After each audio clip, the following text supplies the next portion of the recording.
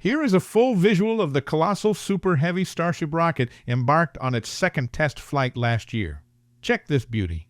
The rocket, standing at an impressive 397 feet tall and weighing over 11 million pounds, gracefully climbed skyward, fueled by more than 40,000 pounds of methane and liquid oxygen per second.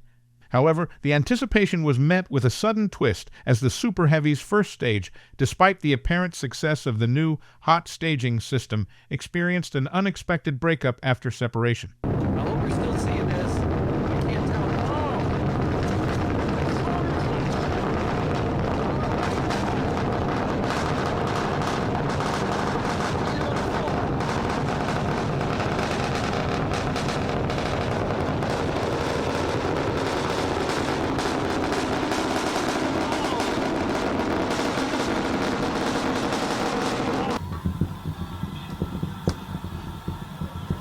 Those little pulses are the little thrusters. Oh, look at that. Uh-oh. What the hell is that? Did she blow up?